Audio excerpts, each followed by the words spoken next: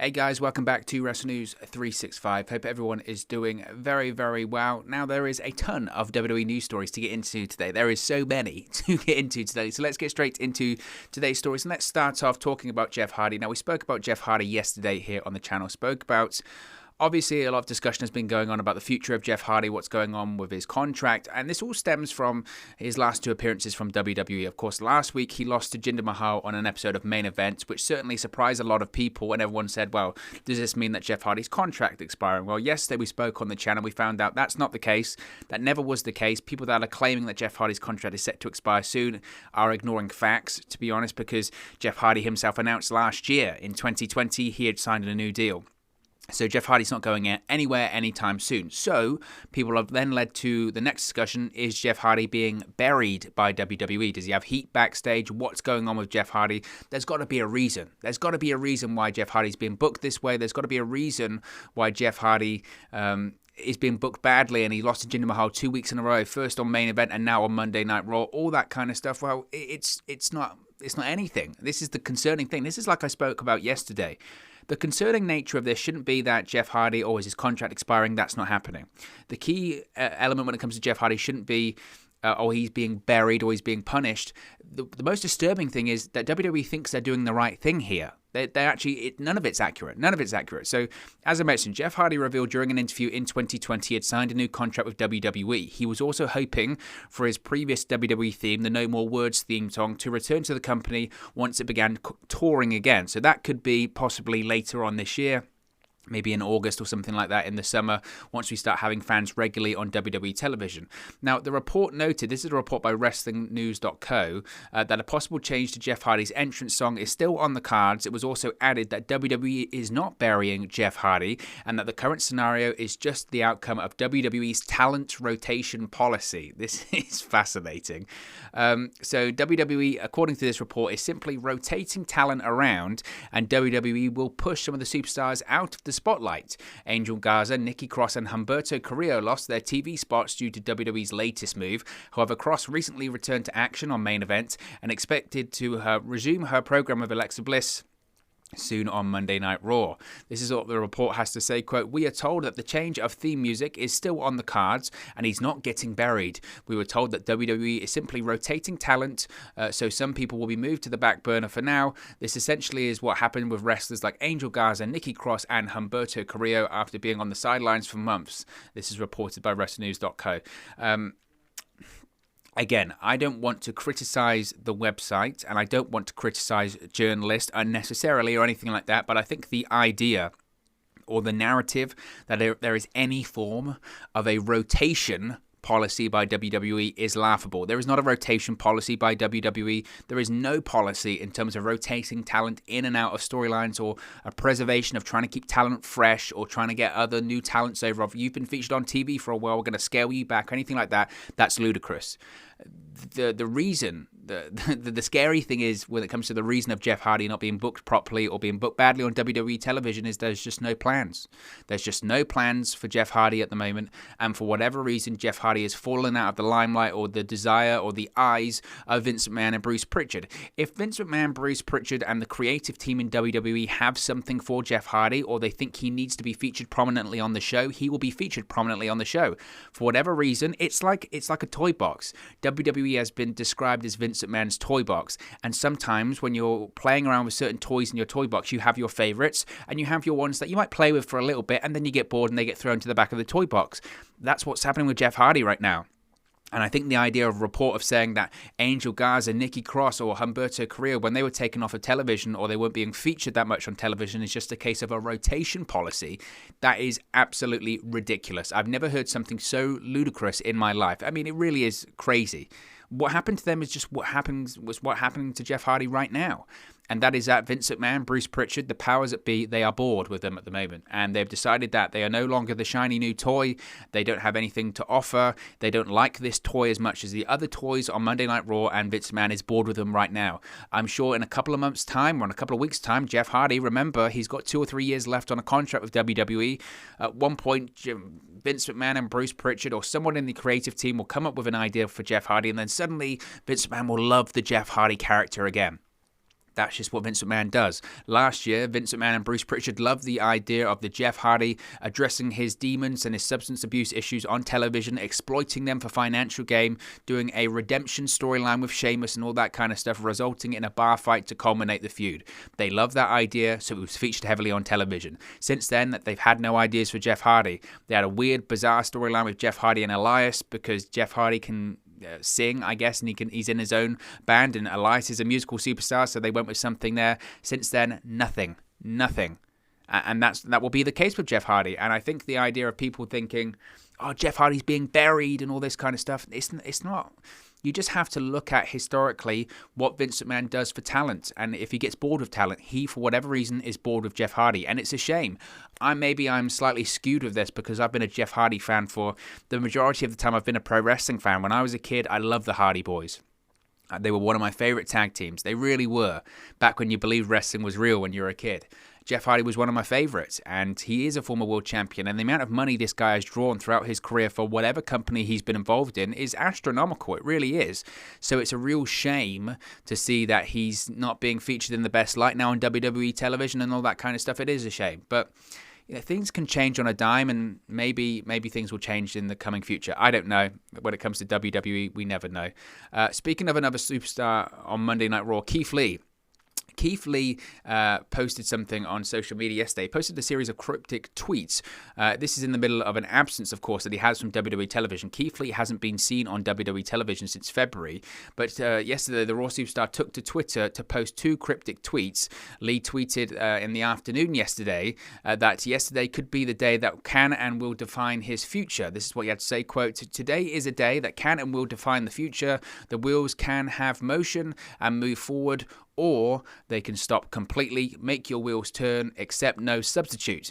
Now, Lee also tweeted a photo that shows him next to WWE's NXT Takeover War Games cage, which has fans speculating on a variety of potential meanings. Now, there's no word yet on if Keith Lee's tweets are related to anything specific, but the rumor wheel is now turning in overdrive on social media. And Lee's status, of course, has been up in the air since for a while now. He's been out of action on Monday Night Raw since early February, and it was reported in late March that Keith Lee hasn't been cleared by WWE's medical team. We don't know for what. It's an undisclosed injury or illness or whatever. He's been trying to get cleared for a while now to return. Lee made his first appearance on WWE programming during WrestleMania 37 weekend. He participated in the watch-along live stream for the NXT Takeover Stand and Deliver Night 2 show. It was also reported in late March that Lee was sidelined in February due to health reasons and that WWE has not cleared him for in-ring action. Lee reportedly underwent some testing after being sidelined in February. There's been no word on what came of those tests, but it was said that Lee is actively trying to get cleared for a return. Since mid-March, Lee has sent two messages to his fans via Twitter teasing his return and promising to explain everything that kept him out of action. So it's more of again, the cryptic nature and not really knowing what's going on, I suppose, right now with Keith Lee. Ultimately, what we can hope is that he can return soon. Keith Lee, everyone knows this is an incredibly talented individual, and the way he has been used on the main roster has been really poor, to be honest. I know that there were lots of people defending WWE's booking of him. I think it's fascinating, this, because if you go back, he made his debut in August last year on the main roster, and immediately when he came out with the new music, the new ring gear, and all of these changes to Keith Lee started coming over, people that were fans of him in NXT and people that were fans of him in general, they were concerned, and rightfully so, because we've seen this time and time again. People that don't need any changes to them, WWE tries to fix them when there's no issue going from NXT to the main roster, because we're going to a different audience. You've got to change to a different audience. It's mass appeal, and it waters them down, it changes them, and they don't even look like the identity they once had in NXT that made them successful is stripped away, and then they're nothing. They're generic, and we could see the same thing happening to Keith Lee. Now, at the time, people were quick to defend WWE. Well, he hasn't lost in a while, and he beat Randy Orton and all that kind of stuff, and everyone said at the time, just wait. Just wait. And wouldn't you know it, Keith Lee suddenly didn't feel like Keith Lee anymore. And it's a shame, because this is a guy that is unbelievably talented. The work he did in NXT was incredible. First ever simultaneous NXT champion and North American champion. This guy is a special, special talent. And for whatever reason, a bit like the Jeff Hardy situation, Vince McMahon tried him out, decided that he didn't like that flavor, and then Keith Lee just went to the mid-card.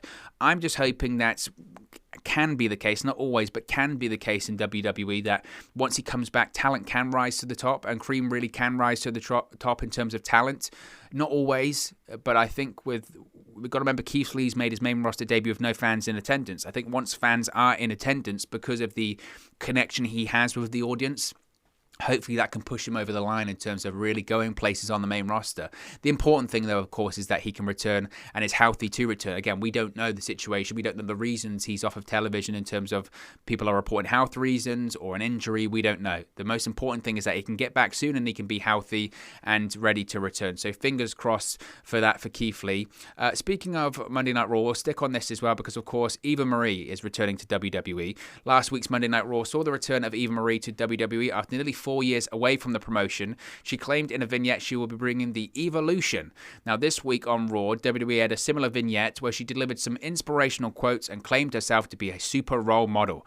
Now, on the latest edition of the Wrestling Observer radio show, hosts Bryan Alvarez and Dave Meltzer discussed Eva Marie's return.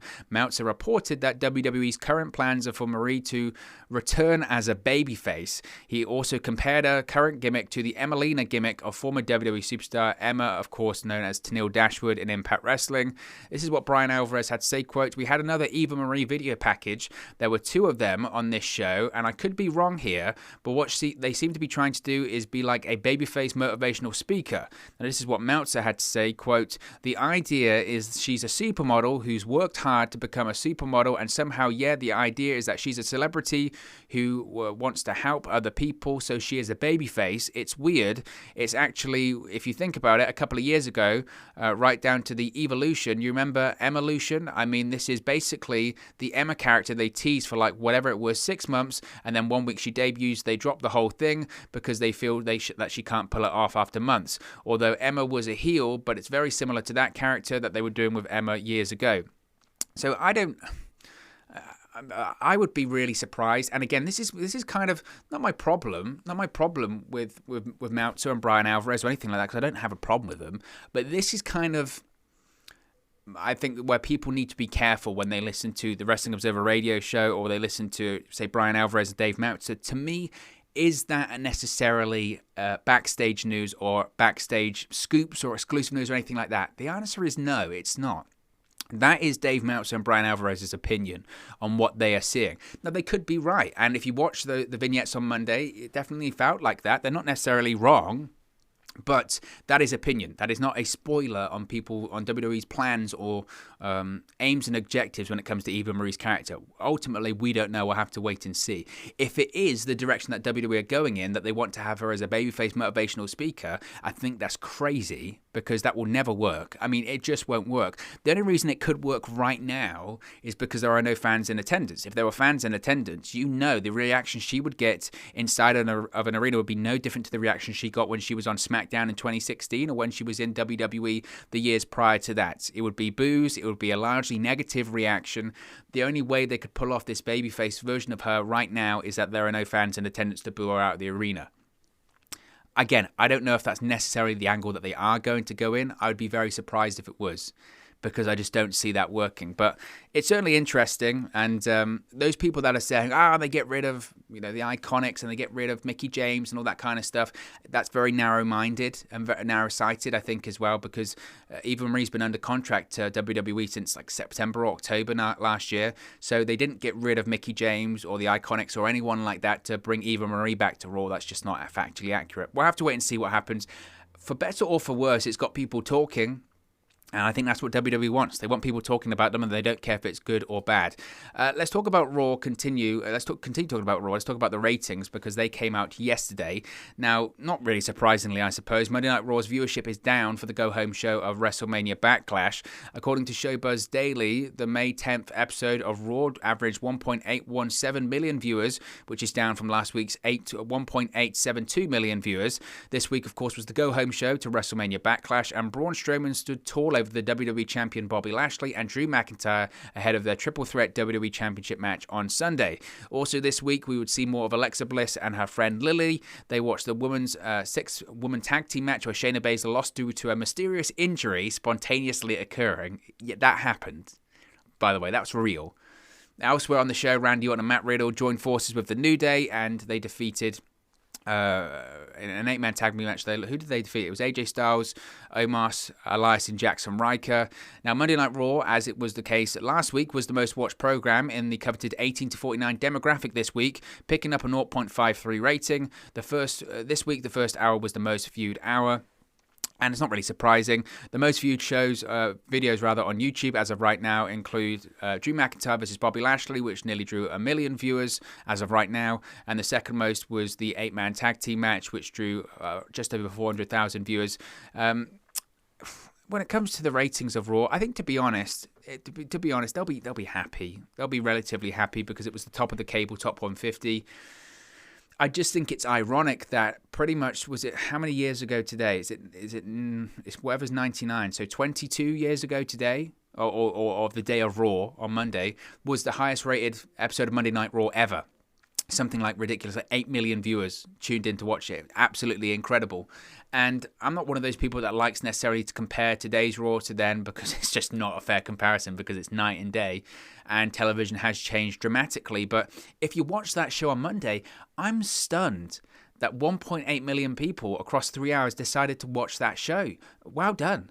Seriously, well done. You are a much stronger person than obviously I am, because that show is like... I mean, think of all the analogies. Fingernails on a chalkboard, pins in your eyes. I don't know. It just is such a tough show to watch just because of its quality, let alone because it's 3 hours. A 3-hour show is difficult to watch anyway, but a 3-hour bad quality show is even worse. Even worse. And it's just so dull. So dull. And it doesn't matter, and it didn't matter. It doesn't matter if you didn't watch Raw on Monday, because it doesn't affect if you're going to watch Backlash on Sunday. If you watch Backlash on Sunday, this is how WWE programming works at this point. They'll do a million recap packages on the pre-show or a Backlash or anything like that, so if you haven't watched Raw, it doesn't matter. It's not must-see viewing. You don't need to watch the show. It's just it's a nice supplement if you want to. If not, it doesn't matter. And the ratings reflect that. The ratings do reflect that. Let's also talk about NXT Takeover, because NXT Takeover in Your House is returning this year. This was first reported by Fightful Select, not what WWE would like to say, because Fightful Select, which of course is Fightful's Patreon service, reported this the day before the announcement was made. Nevertheless, WWE, when they did their press release yesterday, they said it was first reported by Barstool Sports Wrestling Podcast, and it wasn't. It wasn't, but that's WWE. But NXT, once again, is prepared to take over your living rooms with the throwback event In Your House. Last year, NXT brought back the old-school WWE In Your House event in a form of a takeover special, complete with the house setup. NXT rocked the retro setup, easy for me to say. NXT brought all the retro vibes last summer. Now NXT brings it back on Sunday, June 13, with Todd Pettingill, the voice of WWE's New Generation era, as the host. I really enjoyed NXT TakeOver In Your House last year. I thought it was fantastic, and that's not just because it was a throwback event. The irony being that SmackDown did a throwback edition of SmackDown, whatever they called it, go back edition of SmackDown last week, and it was the least throwback thing ever. It was the bare minimum of a throwback show, whereas last year you had NXT TakeOver In Your House, which was a true throwback event. It was what you expect from a throwback event, in that it mixed, you know, obviously the past and the nostalgia of the past with today, with the modern era and the modern superstars, and it was fantastic. The main event last year of NXT TakeOver In Your House, of course, was Charlotte Flair versus Rhea Ripley versus Io Shirai, NXT TakeOver Women's Championship. Fantastic match. Io Shirai won that match. You also had other exciting matches on the show. I remember, was it Finn Balor, Damian Priest was on that show? Was that the show that had Adam Cole versus Velveteen Dream? Because that was really... That was a really sucky match. I didn't enjoy that one. But I really enjoyed last year's show. I really did. I think it had Karrion Kross versus Tommaso Ciampa too. So I'm glad to see it's coming back. I think the NXT roster arguably maybe stronger than it was this time last year as well. And I think it's still going to take place from the Performance Center. I don't know necessarily what they're going to do. Obviously, NXT has been bringing in more fans inside the Performance Center, so maybe they will expand on that. I don't know. But it's just great, and I think last year was almost a dry run, so I think this year they'll do it even better. And I was a big fan of last year, and I'm a big fan anyway of the In Your House concept, because it's just such a fun throwback. And I really enjoyed it. So Excited to see that return next week. Now, speaking of NXT as well, this week on NXT, officially it's been announced the rematch between Karrion Kross and Finn Balor. Two-time NXT champion Finn Balor is set for his chance at redemption and becoming a three-time NXT champion. He'll be taking on Karrion Kross in 2 weeks in a rematch for the NXT championship. Of course, at NXT Takeover Stand and Deliver Night 2, Finn Balor was defeated by Karrion Kross as Kross became a two-time NXT champion himself. We haven't seen much of Finn Balor in NXT until last week, when he returned to confront the new NXT champion. Balor was one of 5 men who attacked the champion and one of the men that Kross sent to the floor. But it's been officially announced after the opening contest of this week's show, Kross demolished Austin Theory while he stared down NXT North American champion Johnny Gargano. After the Way abandoned the arena, Balor appeared behind Karrion Kross. After stating that he refused to wait in line, the Prince demanded his rematch. The champion said he'd been looking forward to it and gladly accepted the challenge. So this is going to be the rematch. Now, to be honest, I think it's pretty likely, obviously, Karrion Kross is going to retain.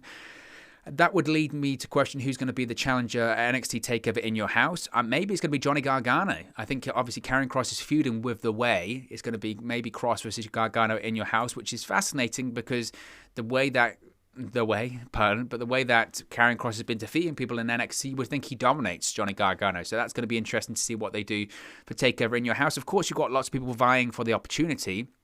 People like Pete Dunne, Kyle O'Reilly, and Johnny Gargano have all claimed that they want a shot at the championship. So who's to say they don't do a multi-man match in your house, maybe to up the jeopardy, if you will, for Karrion Kross? I could see that as well. I don't know what Finn Balor does next in NXT. I really don't. It's been about 2 years or so, close to 2 years, since he's been back on the brand. Obviously, has massively rehabbed the character of Finn Balor. Feels far more relevant and a big-time character than he ever did on the main roster, excluding, obviously, his first stint on Raw when he was the Universal Champion for a day. I don't know what he does next. Obviously, NXT UK TakeOver Dublin has been cancelled. That's not happening. So the proposed match between Balor and Walter isn't happening at that event. I suppose they could possibly move that match to NXT TakeOver in your house. So maybe we do get Finn Balor versus Walter. I think that's still a match people want to see. Whether or not we see it at NXT TakeOver in your house or in the future, I don't know. If not, one could argue that maybe Balor then goes back to the main roster. I doubt he would want to. He's on main roster money and he's in NXT anyway. Where's the drive? Where's the demand for him to go back to the main roster? I think the schedule, like I mentioned, the money and the creative would lead him to want to stay in NXT. The only problem is, what does he do? What does he do at this point in NXT? There's not a lot to do for him left to do in NXT unless he challenges for North American Championship, but Johnny Gargano looks like he's going to be feuding with Karrion Kross. I don't know. I really don't know what he does. Maybe go after the NXT Cruiserweight Championship, go into a feud with Kushida. That's interesting. I think that's fascinating. Maybe there are avenues he can go down, or he goes back to the main roster. So obviously the match against Karrion Kross in a couple of weeks' time is going to be great to watch, and I'm very excited to see it. It's going to be interesting to know what Finn Balor's future does look like in NXT. Now, this wasn't the only thing that was announced last night on NXT, because we've got quite a few matches that were announced. It was also announced that we are going to have an NXT North American Championship match next week. We're going to have Bronson Reed versus Johnny Gargano inside of a steel cage. Of course, Bronson Reed faced off against Johnny Gargano at NXT TakeOver Stand and Deliver Night 2, but this time it's going to be in a steel cage. That's going to be very exciting. Also set for next Tuesday is the rematch between Toni Storm and Zoe Stark. Stark defeated Storm during the kickoff show of NXT TakeOver Stand and Deliver Night 1. So we're getting a lot of Stand and Deliver rematches coming soon. Again, I expect Johnny Gargano to retain next week because I think he's going to be involved in the NXT Championship picture with Karrion Kross. I suppose the interesting thing that they could do is maybe have Kross cost Johnny Gargano the NXT North American Championship, drop it to Bronson Reed, and then Gargano focuses on Karrion Kross going into NXT TakeOver in your house. That's interesting. That's a possibility as well. So certainly some very exciting stuff announced for NXT next week. And finally, speaking of NXT last night, Bobby Fish made his return to WWE programming. He made his way back to NXT this week to save his former tag team partner Kyle O'Reilly from Pete Dunne and Oney Lorcan. Following Kyle O'Reilly's match with Lorcan, he was attacked by the former NXT Tag Team Champion and the Bruiserweight. But much to the surprise of those in the Capitol Wrestling Center, Bobby Fish made his unadvertised return and helped Kyle O'Reilly thwart the result, sending both heels retreating out of the ring. Now, there was a brief stare down between between the former tag team partners, with Kyle O'Reilly telling Bobby Fish it was good to see him back. However, he's doing his own thing at the moment. Fish acknowledged that and told O'Reilly that he had his own scores to settle and he would see O'Reilly later. So, what is the unfinished business? I don't know. I don't know. Obviously, we haven't seen Bobby Fish since NXT Takeover War Games when he injured his arm in a match which ended up requiring surgery. Now, Fish suffered the setback at the hands of Pete Dunne and his faction, so possibly the unfinished business could be against Pete Dunne and Oney Lorcan at the moment. That's a possibility.